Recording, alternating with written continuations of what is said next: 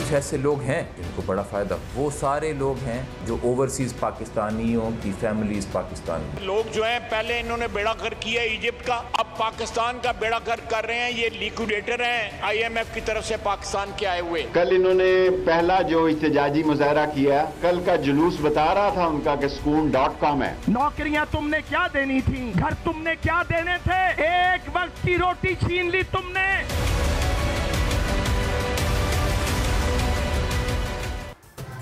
Welcome to New Zealand. मैं हूं doctor Maria Zulfikar Khan. Viewers, महंगाई की दुहाई देती अवाम बिलबिला रही है, जबकि दूसरी जानिब हुकूमती अशराफिया अवाम को झूठी तसल्लियां देने को भी तैयार नहीं है। कभी वज़रा के निराले मशवरे आ जाते हैं तो कभी हुकूमती अमवाल की शाख खर्चियों के किस्से आ जाते हैं।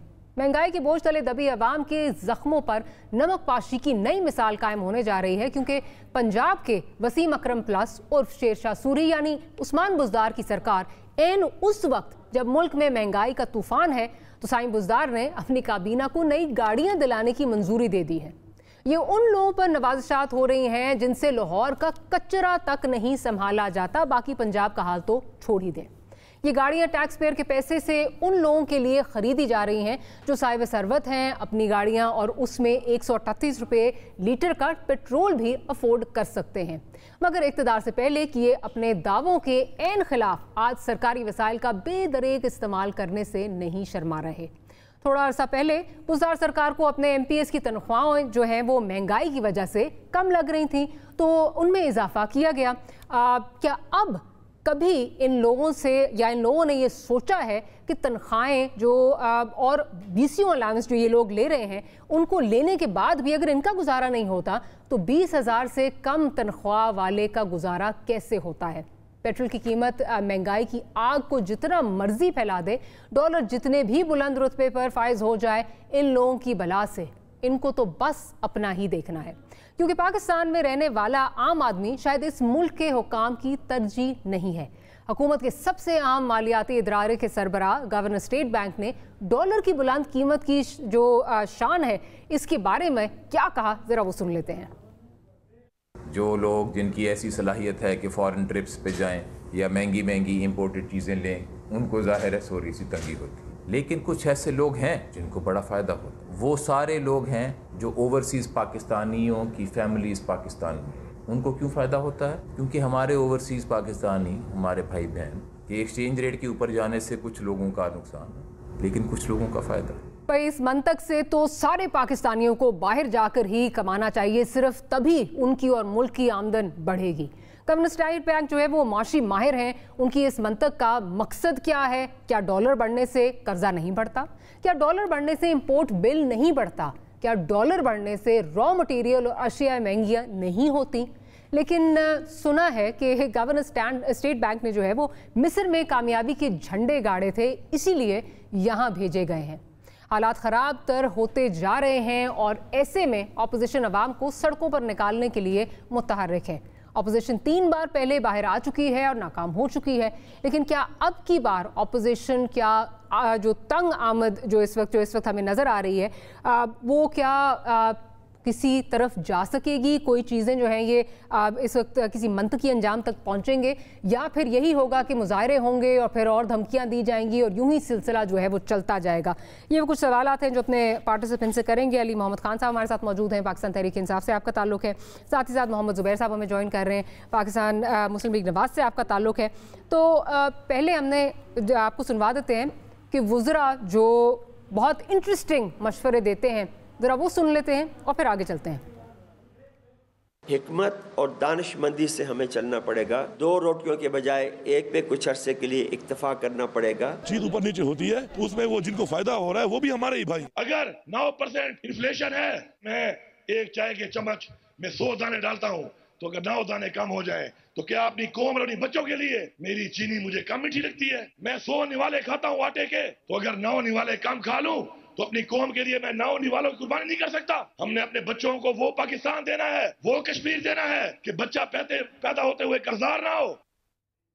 علی صاحب، کیا اپنی قوم اور بچوں کے لیے گاڑیاں جو ہیں وہ ان کی قربانی نہیں دی جا سکتی؟ کیا وجہ ہے کہ اب اتنا ضروری ہو گیا ہے؟ اس وقت ڈبل ڈیجٹس میں انفلیشن جو ہے وہ چل رہی ہے، لیکن بزدار سرکار جو ہے وہ نئی گاڑیاں جو ہیں وہ دینے کے لیے تلی ہوئی ہے. کیا وجہ ہے؟ اس وقت قوم کے بچے اور قوم یاد نہیں آ رہی ان کو؟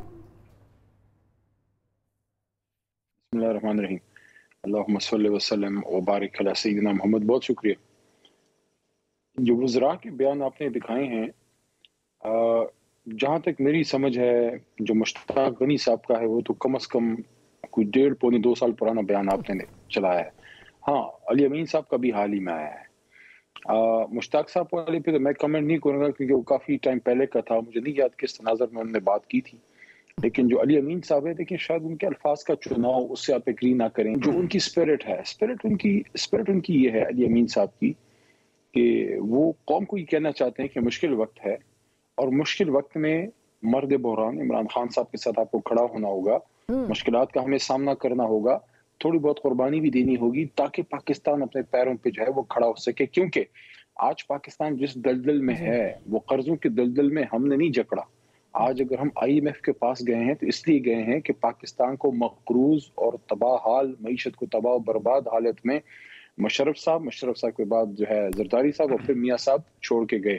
تو یہ ایک میسیجنگ ہے، مشکلات کی صورتحال تو ہے، اس میں کوئی انکار نہیں ہے. جہاں تک پنجاب گورنمنٹ کی آپ نے بات کی ہے، میرے پاس اب ایگزیکٹ انفارمیشن نہیں ہے کہ کون سی گاڑیاں کن کے لیے دی جا رہی ہیں، لیکن اگر زیادہ ضرورت نہ ہو تو اس وقت حالات ایسے ہیں کہ اوائڈ بھی کیا جا سکتا ہے. لیکن اگر ضرورت ہو، ظاہر ہے ریاست کا کام بھی چلنا چاہیے تو ٹھیک ہے، لیکن اگر زیادہ ضرورت نہ ہو اور موجودہ گاڑیاں جو ہے وہ کام کر رہی ہوں یا آپ کے پاس اویلیبل جو پول ہے گاڑیوں کا اس سے کچھ عرصے کام چل سکتا ہو، تو یہ اگر ضرورت ہو بھی تو پاپولر ڈیسیجن نہیں ہوگی، پولیٹیکلی کریکٹ. تو میں سمجھتا ہوں کہ اگر اس پہ نظر ثانی کرنے تو بہتر ہے. ہاں، اگر بہت ضرورت ہے اور کچھ گاڑیاں خراب ہیں تو ٹھیک ہے، خراب گاڑیوں کو ریپلیس کرنے کے لیے. لیکن بہرحال میں یہ سمجھتا ہوں کہ جو مشکل صورتحال ہے، تو جس طرح ہماری مرکزی کابینہ نے 3 سال سے اپنی تنخواہیں نہیں بڑھائیں، اور اسی طرح جب ہم نے تنخواہیں نہیں بڑھائیں تو پہلے سال جو ہے جو ہماری فوج ہے ان کی بھی تنخواہیں نہیں بڑھی تھی پہلے سال، انہوں نے بھی قربانی کا وہ کیا تھا. تو میں سمجھتا ہوں پھر سب اس میں اپنا برابر کا حصہ ڈالیں. کیونکہ بہرحال عمران خان صاحب بڑے کلیئر ہیں کہ انہوں نے اس وقت کسی بھی شاہ خرچی کی طرف نہیں جانا. اس وجہ سے PM ہاؤس کی، PM آفس کی، کابینہ کی ساری ہماری خرچے جو ہیں وہ بہت حد تک کٹ ڈاؤن ہو چکے ہیں. ٹھیک، چلیں آپ کا پوائنٹ آ گیا. آپ نے کیونکہ کہا کہ جی 1.5 سال پرانا سارٹ جو ہے وہ چلایا آپ نے. مسئلہ یہ ہے کہ اس وقت بھی مہنگائی کا مسئلہ تھا، آج بھی مہنگائی جو ہے وہ مہنگائی ہی مسئلہ ہے، اس لیے اس کی ریلیونس جو ہے وہ بنتی ہے. اور باقی وہی بات، مشکل وقت ہے تو قوم نے ساتھ کھڑے ہونا ہے. تو قوم نے اگر ساتھ کھڑے ہونا تو 37 گاڑیاں جو یہ آرڈر کی ہیں، 37 کی 37 گاڑیاں خراب ہو گئیں. پنجاب حکومت جو کہ عمران خان صاحب ایک طرح سے کہا جاتا ہے کہ وہ ریموٹ کنٹرول سے چلا رہے ہیں، وہ عمران خان صاحب کی من و منشا کے بغیر جو ہے یہ فیصلے کس طرح کر سکتی ہے؟ میں ذرا زبیر صاحب کی طرف چلتی ہوں. زبیر صاحب، BCO الاؤنسز جو ہیں وہ ملتے ہیں، گنوانا شروع ہوں تو میرا خیال ہے ختم ہی نہ ہو. اس کے بعد بھی عوام کو آپ کہیں کہ چینی کا دانہ جو ہے وہ کم کھا لو، آپ اپنا پیٹ جو ہے وہ کاٹ لو، لیکن یہ 37 گاڑیاں بہت ضروری ہیں. ایک تو اسپرٹ کی بات کی تھی علی نے، وہ بات اسی تناظر میں لیتے ہیں چلیں اس کو جو علی امین گنڈاپور صاحب نے کہا یا اس سے پہلے اسپیکر صاحب نے کہا. لیکن ہم کیوں قربانی، یہ دیکھیں تحریک انصاف جو ہے، اور علی میرے سے ایگری کریں گے اس بات سے اور آپ سب ایگری کریں گے، پولیٹیکل پارٹیز دنیا بھر میں پاکستان بشمول ہمیشہ الیکشن کیمپین میں جاتی ہیں اور وعدہ کرتی ہیں کہ ہم ان جو حالات ہیں ان کو امپروو کریں گے، بیٹرمنٹ کی طرف بات کرتے ہیں. تحریک انصاف واحد جماعت ہے میرا خیال ہے دنیا کی ہسٹری میں جس نے کہا نہیں ہم صرف امپروو نہیں کریں گے، ہم پاکستان کے جو اعداد و شمار ہیں اس میں بہتری کی بات نہیں کر رہے، بلکہ ہم ایک پورا نظام جو ہے اس کو تہس نہس کر دیں گے جس کو پرانا پاکستان کہتے ہیں، اس کے بدلے ایک حسین نیا پاکستان ان اصولوں پر جو گولڈن ایرا تھا، اسلامک ایرا جس کو ریاست مدینہ کا کہتے ہیں، اور اس میں ہر چیز چینج ہو جانی چاہیے تھی. 2.5 کروڑ بچے بھی اسکول میں جا رہے تھے اور عوام میں بھی خوشحالی تھی. اور ہر چیز تھانہ کچہری کلچر انصاف کے تقاضے سب چیزیں زبردست ہو رہی تھیں. یہ تھا تصور. اب مسئلہ یہ ہے کہ چوتھے سال اگر آپ یہ آ کے کہیں کہ وہ تصور تو چھوڑ دیں, وہ ہم امپرومنٹ کی بھی بات نہیں, اب قربانی کی بات ہے. چوتھے سال میں ہم قربانی کی بات کر رہے ہیں. تو وزراء جب یہ کہیں چوتھے سال میں قربانی کی بات کریں تو ایسا کیا ہوا ہے کہ جی اب ہم قربانی کی طرف جانا شروع کر دیں. جہاں تک آئی ایم ایف کا تعلق ہے, دیکھیں جون 2013 میں پی ایم ایل این کی حکومت آئی تھی, ہمیں بھی آئی ایم ایف کے پاس جانا پڑا تھا. ہم نے آج تک یہ مڑ کے نہیں کہا تھا دیکھیں جی ہمیں کیا ملا تھا. ہمیں جو ملا تھا ساری قوم کو پتا تھا, ہم نے وعدے کیے تھے کہ اس کو ہم امپروو کریں جیسے کہ پی ٹی آئی نے کیے تھے. اب چوتھے سال میں تو بہت سے تو ممالک میں جس طرح امریکہ میں 4 سال کا ٹرم ہوتا ہے آپ کے پاس. 4 سال میں آپ اتنا ٹرم کا مطلب یہ ہوتا ہے, اتنا پیریڈ ہوتا ہے جس میں آپ مکمل طور پر اپنے مینیفیسٹو کو امپلیمنٹ کر سکتے ہیں. اگر آپ چوتھے سال میں بھی جا کے یہ کہیں گے تو میرا سوال یہ ہے کہ 5ویں سال جب جائیں گے, جب ختم ہونے والا ہوگا, اس وقت بھی یہی کہیں گے کہ آئی ایم ایف ہمیں ملا تھا. ہر حکومت, ہر پولیٹیکل پارٹی, پاکستان نہ صرف, ہر جگہ امریکہ میں بھی چیلنجز ہوتے ہیں. ہمارے پاس چیلنجز تھے, دہشت گردی کا چیلنج تھا, بجلی کا تھا, معیشت کا تھا, آئی ایم ایف کا تھا, تمام چیلنجز تھے. بہت سی چیزوں میں ہم نے امپروو کیا, لیکن ہم نے ایک چیز سیکھی تھی جو میں علی کو کہوں گا کہ وہ اپنے وزیر اعظم اور سب کو کہیں, کابینہ, ہمیں سینس آف اچیومنٹ کا تھا کہ جی ہم یہ کر کے دکھائیں پھر ہم جا کے یہ بولیں گے. ایک جو آسان طریقہ ہوتا ہے کہ جسٹیفیکیشن فار فیلئر جب آپ دینا شروع ہو جائیں کہ جی دیکھیں ہمیں یہ ہوا تھا, دیکھیں جی ہمیں آئی ایم ایف ملا تھا, دیکھیں جی ہم قرضے ملے تھے, دیکھیں جی ہمیں کرونا مل, تو یہ تو پھر یہ ریزنز فار فیلئر ہیں, وہ ہم بیٹھ کے سن سکتے ہیں, لیکن کیا عوام کو اس سے بہتری آ جائے گی؟ نہیں آئے گی. پوائنٹ آپ کا آ گیا, لیکن مسئلہ یہی ہے نا کہ جو یہ سٹیٹمنٹس ہیں یہ آتی جا رہی ہیں, اور یہ مطلب اگین چاہے وہ وزیر اعظم کہیں کہ جی آپ نے گھبرانا نہیں ہے, یا مشتاق غنی صاحب یہ مشورے دیں, یا ہمیں بتایا جائے اب سردیاں آ رہی ہیں کہ جی گیزر جو ہے وہ لگژری ہے, چاہے جس نے بھی کہا ہو, this talks about the attitude of the current government, اور وہ کتنے کوسوں دور ہیں عام عوام کے جو مسئلے ہیں ان سے. اب اسی طرح کی ایک چیز جو ہے وہ رضا باقر صاحب نے جو ہے وہ فرما دی ہے, ہم نے آپ کو سنوائی بھی ہے, ذرا پہلے وہ سن لیتے ہیں اور اس کے بعد پھر آپ کو سنواؤں گی کہ خان صاحب کیا کہا کرتے تھے. جن کی ایسی صلاحیت ہے کہ فارن ٹرپس پہ جائیں یا مہنگی مہنگی امپورٹڈ چیزیں لیں, ان کو ظاہر ہے تھوڑی سی تنگی ہوتی ہے. لیکن کچھ ایسے لوگ ہیں جن کو بڑا فائدہ ہوتا ہے. وہ سارے لوگ ہیں جو اوورسیز پاکستانیوں کی فیملیز پاکستان میں, ان کو کیوں فائدہ ہوتا ہے؟ کیونکہ ہمارے اوورسیز پاکستانی, ہمارے بھائی بہن کے ایکسچینج ریٹ کے اوپر جانے سے کچھ لوگوں کا نقصان ہے, لیکن کچھ لوگوں کا فائدہ ہے. اچھا جی, آپ نے رضا باقر صاحب سے سن لیے, اب ذرا سنتے ہیں کہ خان صاحب کیا کہا کرتے تھے. ڈالر جب اوپر جاتا ہے تو کیا ہوتا ہے, کون رسپانسبل ہوتا ہے, ذرا سن لیتے ہیں. جب یہ دونوں آئے تھے زرداری اور نواز شریف, $1.60 کا تھا, آج $1 125 کا ہوا. روپیہ 10 سال پہلے $60 تھا, آج $125 ہے, یعنی کہ 10 سال میں جو عوام کی دولت آدھی ہو گئی. مارکیٹ میں روپیہ $130 پہ ڈالر پہ پہنچ گیا. $20 گرنے میں آپ سب پہ اس قوم کے اوپر 1000 ارب روپے کے مزید قرضے چڑھ گئے. $1 100 کا تھا, آج 2018 میں $1 125 کا پہنچ گیا. یعنی کہ اس کا مطلب کہ اگر آپ کے بینک کے اندر 2013 میں $125 پڑا تھا, آج صرف $100 رہ گیا. قوم غریب ہو گئی ہے. جب $1 ڈالر کے سامنے گرتا ہے, آپ کو پتہ ہے آپ کے اوپر کتنا قرضہ چڑھتا ہے؟ 100 ارب روپیہ پاکستانیوں پہ قرضہ چڑھتا ہے جب ڈالر کے سامنے روپیہ $1 گرتا ہے. ابھی $5 گرے ہیں, تو سوچے ہیں کہ اب سب پہ 500 ارب روپے کا قرضہ چڑھ چکا ہے. اور یہ کس نے چڑھایا, کس کی وجہ؟ منشی اسحاق ڈار اور نواز شریف. اچھا جی, علی بھائی پہلے تو یہ بتا دیجئے کہ میں آپ کس کی بات مانوں, کیا میں گورنر اسٹیٹ بینک کی بات مانوں, یا میں عمران خان صاحب جو ہمیں پاٹ پڑھایا کرتے تھے وہ مانوں, کیا مانوں؟ بیکاز جو گورنر صاحب کہہ رہے ہیں بقول اس کے, تو پھر تو میرا خیال ہے قوم کو بڑا شکر گزار ہونا چاہیے آصف علی زرداری کا اور نواز شریف کا کہ انہوں نے 60 سے $120 پہ پہنچا دیا, تو ڈبل کر دیا, تو پھر تو بہت ان کا جو ہے فائدہ ہو گیا. کس کی بات مانوں میں؟ نہیں، دونوں مختلف اوقات میں کی گئی باتیں ہیں. آپ نے سوال کیا ہے گورنر صاحب کا، تو میں نے زیادہ فالو نہیں کیا. ظاہر ہے اور چیز سے بات علی بھائی آپ نے فالو نہیں کیا، بات انہوں نے کی ہے. آپ اتنے ویل اویئر ہیں اور آپ اتنے سب کچھ جو ہے وہ مانیٹر کرتے ہیں، آپ نے فالو نہیں کیا. اچھا میں اپنی بات کر لوں. دیکھیں گورنر صاحب نے جو سپیچ کی ہے، میں نے عرض کیا کہ میں نے اس کو فالو نہیں کیا. صرف ان کا جو کلپ ہے وہ آپ کے پروگرام میں اور ایک دو اور پروگراموں میں نے سنا ہے. کل کمران شاہد صاحب کے پروگرام میں انہوں نے مجھے سنایا. اب پوری سپیچ آپ دیکھیں پھر آپ کو آئیڈیا ہوتا ہے کہ کیا آؤٹ آف کانٹیکسٹ کوٹ کیا گیا ہے، کس تناظر میں انہوں نے بات کی. اگر تو انہوں نے اوورسیز کے تناظر میں وہاں پہ ملک سے باہر بیٹھ کے بات کی ہے ان کو سمجھانے کے لیے تو کوئی اور بات ہے. لیکن بہرحال پالیسیز جو ہیں وہ 22 کروڑ عوام کے لیے بنتی ہیں، اور جب بھی آپ کا روپے ڈی ویلیو ہوتا ہے یہ کوئی خوشی کی بات نہیں ہوتی.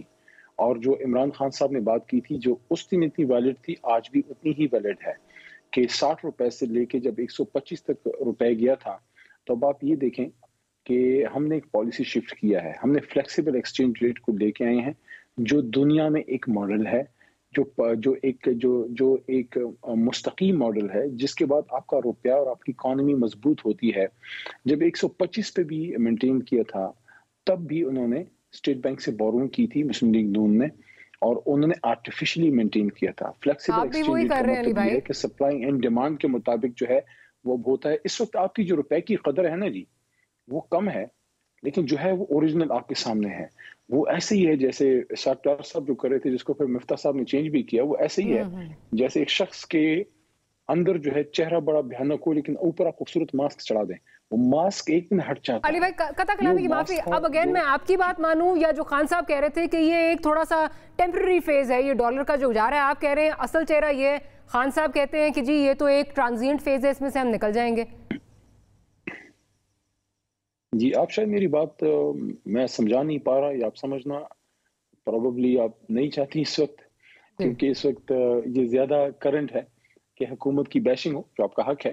لیکن میں اپنی بات دوبارہ وہی کرتا ہوں، دونوں سیم باتیں ہیں جو میں اور خان صاحب نے جو کی ہے جو میں آپ کے سامنے رکھ رہا ہوں وہ یہ ہے کہ جو اسحاق ڈار صاحب نے جو شکل دکھائی تھی وہ اصل شکل نہیں تھی. اچھا کہ آپ کا روپے اگر 120 125 تک کچھ عرصہ 100 پہ بھی مینٹین رہا، اگر آرٹیفیشلی مینٹین ہے تو وہ ماسک ہے. جب وہ ماسک ہٹتا ہے جو فلیکسیبل ریٹ کی طرف آپ آتے ہیں مارکیٹ بیسڈ، جو اسحاق ڈار کے بعد آخری سال مفتاح صاحب بھی لے کے آئے اور ہم بھی اسی پالیسی کو ہم نے مزید ریفائن کیا. وہ کیا ہے؟ وہ یہ ہے کہ آپ اسٹیٹ بینک سے بورو کر کے یا قرضہ لے کے روپے کو مینٹین نہیں کریں گے، روپے کو اس کی اصل قدر پہ رکھیں گے مارکیٹ میں. بورو تو آپ بھی کر رہے ہیں، یو بوروڈ، آپ نے $5.8 بلین مارکیٹ میں جھونکے ہیں ابھی تک. صرف ایک سال میں جو ہے I think close to like اسی ایک سال میں دیکھیں کچھ مہینے جو لاسٹ تھے اس میں اوور $1 بلین آپ جھونک چکے ہیں. نہیں، روپے کو مینٹین کرنے کے لیے اسٹیٹ بینک سے بوروئنگ جو ہے اس حکومت کی ابھی تک زیرو ہے. فائنانس منسٹر جو ہے ہمارے حفیظ شیخ صاحب اور شوکت ترین صاحب دونوں آن ریکارڈ ہیں کہ انہوں نے آن ریکارڈ یہ بات بجٹ میں کی کہ ہم نے اسٹیٹ بینک سے بوروئنگ روپے کو مینٹین کرنے کے لیے نہیں کی. ہاں اگر انہوں نے مارکیٹ میں جو ہے پیسے ڈالے ہیں تو روپے کی آرٹیفیشل مینٹیننس کے لیے نہیں کیے ہوں گے. ٹھیک ہے، جو اسحاق ڈار کی پالیسی تھی وہ انہیں کو مبارک ہو. اس کے بعد سے یہ تقریباً 4 سال ہے، 3 سال ہمارے اور 1 سال مسلم لیگ نون کا آخری سال، یہ پالیسی چینج ہو چکی ہے. اگر چینج نہیں ہوئی ہوتی، مجھے آپ ایک بات کا جواب دے دیں ضرور، آپ نہیں، آپ کی وساطت سے جو ہے زبیر صاحب، کہ اگر تو آرٹیفیشلی روپے کو مینٹین کرنے کی پالیسی درست تھی جو 2013 سے 2017 تک اسحاق ڈار صاحب کرتے رہے، تو پھر آخری سال ان کے آخری فائنانس منسٹر نے اس کو چینج کیوں کیا؟ اس کا مطلب یہ ہے کہ آپ کو آرٹیفیشلی روپے کو مینٹین نہیں کرنا ہوتا، آپ کو اپنی اکانومی کو مضبوط کرنا ہوتا ہے. جیسے جیسے آپ کی ایکسپورٹ بڑھے گی اب انشاءاللہ. اس وقت میں آپ کو ایک چیز ویسے بتا دوں، آج فائنانس منسٹری کی میں رسپانس دے رہا تھا تو دیر از اے گڈ نیوز کہ آپ کی ایف بی آر کی جو اس وقت ٹیکس جو ریونیو ریکوری ہے اس وقت آپ کی 10-15 سال کی تاریخ کی ہائیسٹ ہے. لیکن اس میں آپ کا امپورٹس کی طرف سے بھی تو جو ہے تقریباً 45% I think is attributed to that. वो भी तो एक फैक्टर है। पिछले 10-15 साल में सबसे हाईएस्ट पे आप गए हैं। जुबैर साहब की तरफ जरा चलूं। जैसे जैसे आपकी इकोनॉमी मजबूत होगी, रुपए अपनी कदर वापस पाती जाएगी और वक्त आएगा कि इंशाल्लाह आपकी रुपए उस कदर पे पहुंचेगा। अच्छा जुबैर साहब, क्या इस हुकूमत ने आर्टिफिशियली मेंटेन नहीं किया? शायद मैं उस तरह इकोनॉमी नहीं समझती। क्या इस हुकूमत ने पैसे नहीं झोंके डॉलर को या रुपए को जो है वो मुस्तहकम रखने के लिए डॉलर नहीं झोंके मार्केट में? जी बिल्कुल। एक्चुअली ये बोरिंग की बात नहीं है, ये पैसे मार्केट में फेंकने की बात है, डॉलर्स फेंकने की बात है। तकरीबन $5.5 बिलियन पिछले 3 साल में, जिसमें आपने सही कहा $1.2 बिलियन पिछले 4 महीने में स्टेट बैंक ऑफ पाकिस्तान ने मार्केट में फेंके हैं रुपए को स्टेबलाइज़ करने के लिए, लेकिन उसके बावजूद नहीं हुआ। सो वो जो क्रिटिसाइज़ करते थे डार साहब की पॉलिसी को कि जी वो मार्केट में फेंक के स्टेबलाइज़ करने, हम तो स्टेबलाइज़ भी कर रहे थे, और उसका डायरेक्ट एक देखें देयर इज़ अ कनेक्शन। और मैं अली को ये समझा देता हूँ, प्राइम मिनिस्टर साहब को भी बता दें कि देखें आपने अल्टीमेटली अचीव क्या करना है। एक तो आपने रुपए की कदर कम इसलिए रखनी है ताकि आपकी महंगाई में इजाफा ना हो। अभी अगर हम बांग्लादेश से और इंडिया से मिसाल के तौर पर कंपेयर करें, मई 1 से लेके अभी तक इंडिया में डेप्रिसिएशन हुई है, डिवैल्यूएशन हुई है 1.8% उनकी करेंसी की अगेंस्ट डॉलर, बांग्लादेश में हुई है 1.1%, पाकिस्तान में हुई है 12%। सो जब ये कहते हैं कि पेट्रोल इतना महंगा है, पाम ऑयल इतना महंगा हो गया, इंपोर्ट हमारी इतनी महंगी हो गई है, तो उसमें एक डायरेक्ट जो रिज़ल्ट है वो इनकी जो स्टेट बैंक ऑफ पाकिस्तान की नाअहली है, जिसकी वजह से आपका 12% डिवैल्यू हुआ है। दूसरी वजह जो है इनकी इतनी मैसिव डिवैल्यूएशन की कि ये जो असल जो हमारे ऊपर क्रिटिसाइज़ करते थे कि जी आपका ट्रेड डेफिसिट बहुत बढ़ गया, असल में मसला ये है कि आपका 3 महीने में ट्रेड डेफिसिट $12 बिलियन से ज़्यादा हो गया। अब जब गैप $12 बिलियन से ज़्यादा 3 महीने में होगा तो जाहिर है मांग बढ़ेगी डॉलर की और उसकी वजह से ऊपर जाएगा। अभी आर्टिफिशियली उसको रोकने के लिए ये क्या कर रहे हैं, आज के दिन मैं पर्सनली उसकी एविडेंस दे सकता हूँ कि, और मेरे ख्याल है न्यूज़ में भी आ रहा है, $500 से ज़्यादा आप जाके नहीं ले सकते, और पता नहीं वो फिंगरप्रिंटिंग वेरिफिकेशन और पता नहीं क्या क्या करवाना पड़ता है। तो वो आप अब उसकी डिमांड को कम करने के लिए आप ज़बरदस्ती फोर्सफुली मेजर्स लेने की कोशिश कर रहे हैं, जैसे वो ईस्टर्न ब्लॉक में कम्युनिस्ट रजीम्स में होता था, क्योंकि आपके पास और कोई तरीका नहीं बचा। असल चीज़ क्या है, अगर आर्टिफिशियली हमने 5 साल तक महंगाई कम रखी थी और जब हम छोड़ के गए थे तो 3% पर छोड़ के गए थे, अगर मसनूई तौर पर कर, तो भाई आपका क्या ख्याल है मसनूई तौर पर नहीं करना चाहिए क्या लोगों को जान से मार के आप ये क्रेडिट ले रहे हैं कि जी ये बड़ा ज़बरदस्त हमारा इकोनॉमिक फार्मूला है। और दूसरी बात ये है कि जो स्टेट बैंक के गवर्नर ने कहा उसमें 2 बुनियादी नुक्स हैं। एक तो ये है कि स्टेट बैंक के governor is not a politician.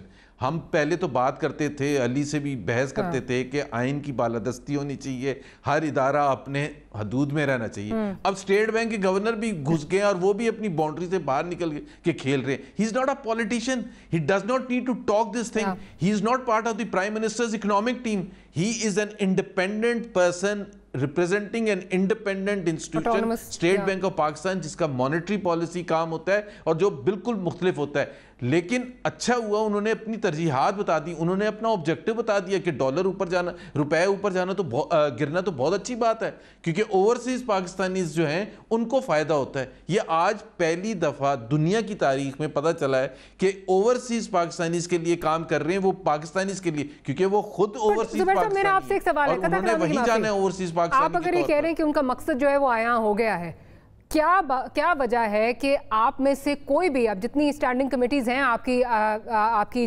जमात जिनका हिस्सा है, आप लोग क्यों नहीं बुलाते उनको, पार्लियामेंट में बुलाएं, उनसे पूछें कि इस बयान की वजाहत दें, क्या वजह है, वो किसके लिए काम कर रहे हैं, पूछें तो सही। ये टेलीविजन टॉक शोज पे आके या तनकीद करके फायदा क्या होगा, असल फोरम तो वो है, वहां क्यों नहीं बुला रहे आप लोग? बिल्कुल सही बात है आपकी। आई थिंक 100% एग्री करता हूँ, और मैं ये ख्वाजा आसिफ से इसके फ़ौरन बाद बात भी कर लूँगा कि उनको ज़रूर बुलाएं पार्लियामेंट्री कमेटी में, जो भी रेलिवेंट फाइनेंस की पार्लियामेंट्री कमेटी है फॉर एग्जांपल, या सेनेट की जो भी है, उसमें बुलाएं और उनसे ज़रूर वजाहत लें, और दोनों चीज़ों की वजाहत लें।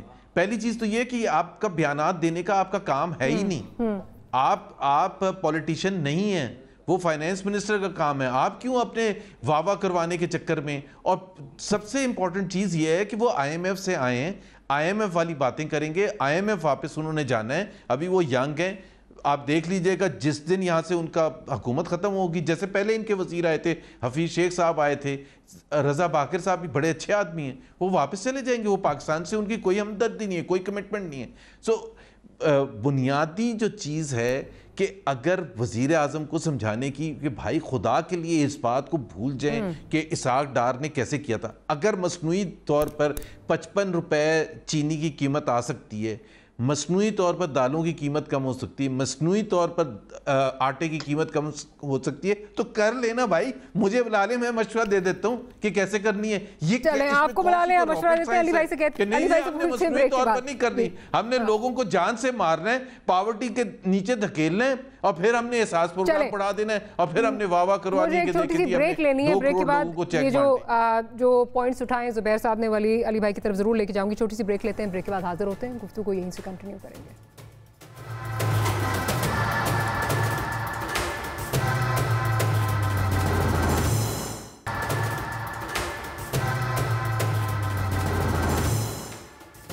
Welcome back after the break. بھلے علی بھائی نے جو ہے وہ بات نہ سنی ہو, رضا باقر صاحب کا جو بیان ہے کس تناظر میں دیا گیا ہے, لیکن آبویسلی اس پہ شور بہت زیادہ مچا ہوا ہے, پارلیمنٹ میں بہت شور اس پہ مچا. اس پر خواجہ آصف صاحب کیا فرما رہے ہیں, ذرا وہ سن لیتے ہیں. گورنر اسٹیٹ بینک جو ہیں وہ اس قسم کے بیانات دیتے ہیں. ابھی تو ہم نے ان کو پی ایس سی میں بلایا تھا, پوچھا تھا کہ یہ ہاٹ منی جو آئی ہے ان کا بتائیں. 13.25% لوگوں کو انٹریسٹ دیا فیوریبل ریٹ کے اوپر, دوبارہ پیسہ باہر چلا گیا. کن لوگوں کا پیسہ تھا $3 بلین, یہ کسی کو نہیں پتا. انہوں نے کہا یہ سیکرٹ ہے. لوگ جو ہیں پہلے انہوں نے بیڑا گر کیا ایجپٹ کا, اب پاکستان کا بیڑا گر کر رہے ہیں. یہ لیکوڈیٹر ہیں آئی ایم ایف کی طرف سے پاکستان کے آئے ہوئے, ہمارے ملک کو دیوالیہ کر رہے ہیں اپنی مانیٹری پالیسیز کی وجہ سے. یہ باہر چلے جائیں گے. اچھا علی بھائی, کیا یہ لمحہ فکریہ واقع نہیں ہونا چاہیے کہ ایک آدمی جس کے پاس اتنا امپورٹنٹ پورٹ فولیو ہے, وہ اس ملک کے جو 50 لاکھ ہاؤس ہولڈز ہیں جو اوورسیز سے منسلک ہیں, وہ اس کی انٹرسٹ تو واچ آؤٹ کر رہا ہے, لیکن جو 3.5 کروڑ ہاؤس ہولڈز ہیں ان کے انٹرسٹ جو ہیں وہ اس کی ترجیحات میں شامل ہی نہیں ہے, اور بڑے کنوینئنٹلی وہ اس سے نکل جاتا ہے. وہ کوئی بات اس کی کوئی پوچھ گچھ ہی نہیں ہے. کیا آپ بلا کے آپ کو پوچھنا نہیں چاہیے, کیونکہ الزامات تو بہت زیادہ ان پہ لگ رہے ہیں, مصر ماڈل جو ہے وہ فالو کر رہے ہیں, ڈبو جائیں گے, بھاگ جائیں گے, کیا کہیں گے اس پہ؟ نہیں, وہ آئیں گے تو ظاہر بات چیت تو ہوگی. میں اصولی طور پہ جو ہے اختلاف رکھتا ہوں خواجہ صاحب کی بات سے. اس کی وجہ یہ ہے کہ یہ بالکل جو بھی ہم نے انٹرنیشنل اداروں کی بات کی ہے یا کچھ ایک کانسیپٹ ہے دنیا میں, فائنینشیل ہٹمن کا بھی ایک کانسیپٹ ہے. اکثر اس کے حوالے سے خان صاحب بھی بات اپوزیشن میں کیا کرتے تھے, لیکن وہ اس ملک کے ڈیفنس منسٹر بھی رہے ہیں, energy minister for energy and power بھی رہے ہیں خواجہ صاحب, اور میرے خیال میں شاید فورن منسٹر بھی رہے تھے, پرابلی مجھے یاد نہیں ہے, لیکن آئی تھنک رہے تھے, لیکن ڈیفنس منسٹر رہے ہیں. اب Pakistan not a banana republic, اس کی کوئی اتنی کمزور بنیادیں نہیں ہیں کہ کوئی جو ہے آ کے اس کو اس طرح سے بٹھا دے گا, اس کی قرقی کرا دے گا, ایسا نہیں ہے. آپ پالیسیز پہ بالکل کرٹیسزم کریں, جس طرح ابھی ان کا بیان آیا ہے رائٹ ہے, آپ کو بھی رائٹ ہے, خواجہ صاحب کو بھی رائٹ ہے, ہم میں سے بھی بہت سے لوگوں کو اس پہ دو رائے ہوگی. میرا جو اندازہ ہے, کیونکہ میں پورا فالو نہیں کیا, میں دوبارہ یہ بات کر رہا ہوں, بہتر ہوگا کہ وہ خود اس کو ایکسپلین کریں, لیکن جو میرا اندازہ ہے وہ یہ ہے کہ او سیز کی ایک گیدرنگ میں بیٹھ کے ان کے تناظر میں بات کی, جس طرح اب میں ان کو ڈیفینڈ تو نہیں کرنا اس بیچارہ کیونکہ مجھے پورا پتہ نہیں ہے, لیکن جو مجھے اندازہ ہے وہ یہ ہے, جیسے فار ایگزامپل کوئی کسی ڈاکٹر کو کہے جہاں اگر بیماری ہو تو اس کو کہے کہ بھائی آپ کو تو کم از کم فائدہ ہے, آپ کی تو پریکٹس چل رہی ہے, اس طرح کی کوئی بات لوگ کر دیتے ہیں مذاق میں یا آن لائٹر نوٹ, لیکن basically he is a governor state bank, responsible عہدے پہ ہیں, ذمہ دار آدمی ہے. بٹ آپ بلا کیوں نہیں رہے ان کو, بلا کے کیا بلائیں گے ان کو, ان پہ بھی اسٹینڈنگ کمیٹی میں کسی میں بلائیں گے, آپ کو بلا کے پوچھنا, وضاحت لینی چاہیے اس پہ. میں عرض کرتا ہوں وہ پاکستان سے اسحاق ڈار صاحب کی طرح خدا نخواستہ ایبسکانڈر نہیں ہے. انگریزی میں بول لیتا ہوں, اردو میں بولوں گا تو ہمارے بھائی زبیر صاحب کو بڑا برا لگے گا. ایبسکانڈر کی اردو یہ سمجھتے ہیں, تو اسحاق ڈار صاحب کی طرح ایبسکانڈر نہیں ہے, فیوجیٹو فرام لا نہیں ہے, وہ باہر گئے ہیں, آ جائیں گے ہفتے ایک میں, کل پرسوں میں آ جائیں گے. تو ظاہر ہے پھر ان سے بات بھی ہوتی ہے، خان صاحب بھی سوال کریں گے، ضرورت محسوس کریں گے، لیکن اگر یہ لوگ ہمارے اپوزیشن کے دوست چاہتے ہیں تو ان سے سوال کریں. لیکن میں اس بات پہ مجھے اعتماد ہے، مجھے اپنے ملک کے اداروں پہ، مجھے اپنے اسٹیٹ بینک پہ as a Pakistani, as a minister cabinet, مجھے اس پہ اعتماد ہے کہ میرا کوئی بھی ادارہ اتنا ویک نہیں ہے کہ کوئی شخص باہر سے آ کے جو ہے اس کو بٹھا دے گا. ہاں، باہر سے آئے لوگوں میں کچھ پازیٹیوز کچھ نیگیٹیوز ہوتی ہیں. سر آپ نے ہمیں بتایا کرتے تھے، وہ بار بار آپ نے کوٹ کیا کرتے تھے کنفیشنز آف این اکنامک ہٹمین، کہ کس طرح باہر سے لوگ آتے ہیں. آج آپ کہہ رہے ہیں کہ ہمارے اس طرح نہیں ہو سکتا کہ کوئی آ کے بٹھا دے. جو ان کا سارا مصر میں جو ان کا سارا کریئر رہا ہے، جو وہاں پہ جو ہے وہ تباہی مچی، ہم سب کے سامنے ہے. دیکھیں اگر ایسا ہوتا تو کب کا یہ لوگ اس ملک کو جو ہے کچھ لوگ بیچ کے کھا چکے ہوتے. یہاں پہ بڑی مجھے زبیر صاحب بات کر رہے تھے، میں ان کی طرح کوئی اکنامک ایکسپرٹ نہیں ہوں، لیکن تھوڑی بہت کامن سینس میں بھی رکھتا ہوں.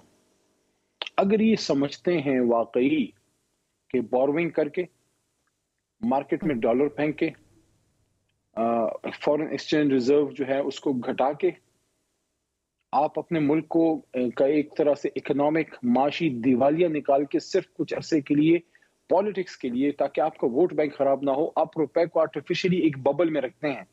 اگر میں ایک لمحے کے لیے ان کا یہ آرگومنٹ مان بھی لوں کہ چلیں آپ کی خاطر میں یہ مان لوں کہ ٹھیک ہے یہ اچھی پالیسی ہے، تو اگر یہ اچھی پالیسی ہے تو محترم پھر 5 سال میں 4 سال بعد آپ نے چینج کیوں کی؟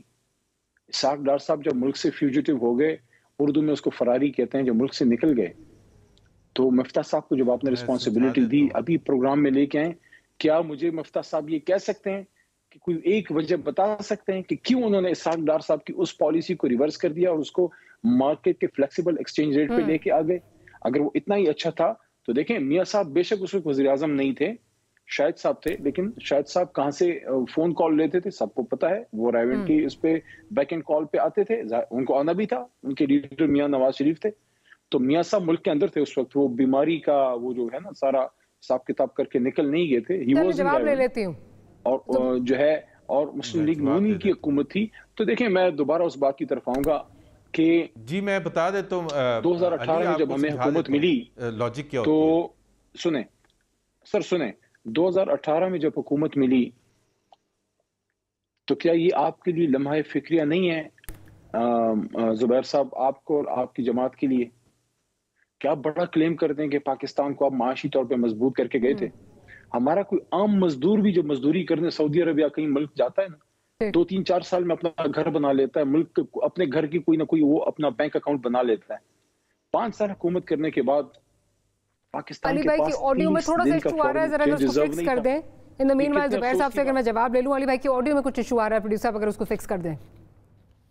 جی زبیر صاحب اگر آپ رسپونڈ کرنا چاہیں. دیکھیں پہلی بات تو یہ ہے کہ اس کا بڑا سمپل سا ایک فارمولا ہوتا ہے کہ آپ کا ایکسچینج ریٹ کتنا ڈی ویلیو ہونا چاہیے. ایک بڑا سٹینڈرڈ پرسکرپشن ہے کہ جو انفلیشن ریٹ میں فرق ہوتا ہے دو کنٹریز میں، کیونکہ ہم ڈالر سے روپے کا وہ کمپیریزن کر رہے ہیں، تو امریکہ میں اور پاکستان میں جو انفلیشن ریٹ کا فرق ہے، مثال کے طور پر اگر پاکستان میں 10% ہے اور امریکہ میں 4% ہے تو 6% ڈی ویلیو ہونا چاہیے. It's a natural process because it represents the difference between the to.